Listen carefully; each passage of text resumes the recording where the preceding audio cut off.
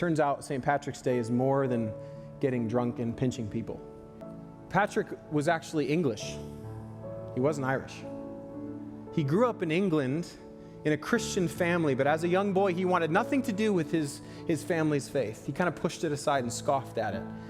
And at 16 years old, he was ripped away from his family by Irish raiders who had come and taken him back on a ship to go in the belly of a ship back to live a life of forced slaved labor in Ireland. And that's what his life was for the next 6 years. He was a slave. And God gave him a dream that said, your ship is ready. And so after 6 years of forced labor, slave labor, he walked out and he fled from his master, from his enslaver. He found passage back to England, and after being reunited with his family for a time, he grew in his relationship with Christ. He wrote later that during his time in slavery, he had to cling to his faith. He returned to the faith of his family, and he held to Christ. It was the only thing that he could hold on to, that hope in Jesus. So he's back with his family. He's been reunited, and after several years of deepening his relationship with Christ, God gave him another dream.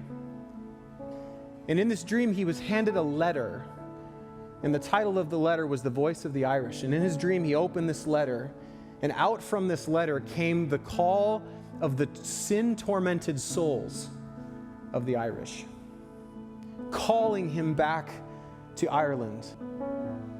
Talk about a crisis of faith. God was calling him to true greatness, to go back to the nation that had enslaved him so that he could preach the gospel of Jesus to a people who desperately needed to know the love of God. He felt unfit for the task. He wrestled with his own anxiety in going back to the place that had mistreated him so terribly. But eventually, he trusted God, he humbled himself, and he went. And over his untiring ministry and the dangers that he faced both spiritually and physically, the gospel spread like wildfire through Ireland. And that nation came to know who Jesus was because of St. Patrick. Turns out St. Patrick's Day is more than getting drunk and pinching people. It's about humble self-denial and serving others with the gospel of Christ, no matter what it may cost you. Let's celebrate that today.